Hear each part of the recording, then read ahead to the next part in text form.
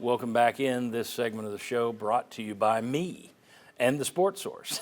Sports Source Saturday kickoff. You can catch us here 11 a.m. on Saturdays all year long. And, of course, in the fall, that's going to turn back into the football pregame show we did last year, which means with the Tennessee-Syracuse game being at noon on WATE for the season opener, we will be your live pregame show on August 30th. So the Saturday kickoff coming back as a football show. Right now, it's kind of an interview show and a lot of discussion and talk. And then, of course, you can also watch the Sports Source Digital Network every day for free on YouTube. And we thank you for helping us build that thing up and look forward to what that's going to do in the fall as well. Check those out for me, please. All right. The SEC meetings are coming up in Destin. Let's quickly, only got about 3 minutes here. Let's quickly talk about what are going to be the stories that people are talking about. You got the 9-game SEC schedule everybody's going to be debating. You've got a potential SEC Big Ten scheduling agreement out there. You're going to have, now the SEC can't do it on its own, but the SEC and Big Ten are going to decide at some point what the playoff format is going to be. So I'm sure that will get some discussion between those closed doors. Jimmy, what do you think is going to be the headline of all those things? Well, another one will be the SEC as far as the championship game. What are they going to do on the championship weekend? How many games do you end up playing in that particular deal? There's going to be talk about the House settlement.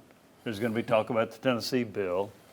Those are among the hot topics that I see coming out of Destin. And you're going down there to cover it, and you're going to be people can find it at Full Disclosure Productions on YouTube, correct? Correct. Yeah, and they've reduced it from 4 days to 3, by the way, which is going to make it tougher on me. They don't care, but I've got 3 days to get interviews, not 4. So Tuesday, Wednesday, Thursday are the meetings. Look, I think that it's going to be about the House settlement, NIL. All of these schools had set this up as if this is the new salary cap we're going to do, and now you have to scrap everything.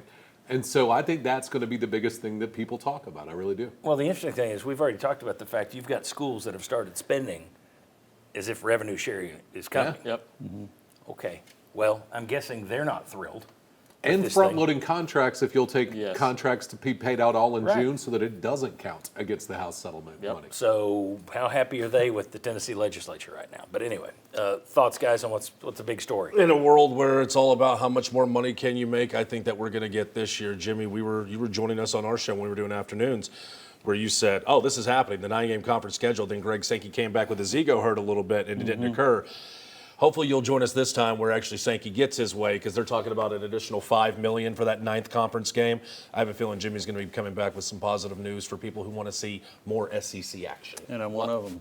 Yeah, a lot of House settlement talk, a lot of 9-game schedule talk. That they've kicked that can down the road long enough. It's about time to come to some sort of conclusion on what you're doing with the scheduling long term. And when we met with Josh Heupel last week, Josh Heupel said he doesn't really care what rule changes come out of the SEC spring meetings unless flopping is addressed, because then he would really like to hear more about whether or not this is going to be something that finally gets crossed off the list.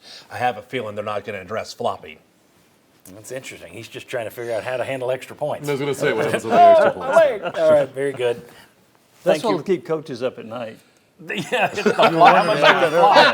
Full circle. Yeah. It's funny how there wasn't as much flopping in Tennessee games last year. It was really the Ole Miss game made everybody think it was going to be terrible. It took them longer to score.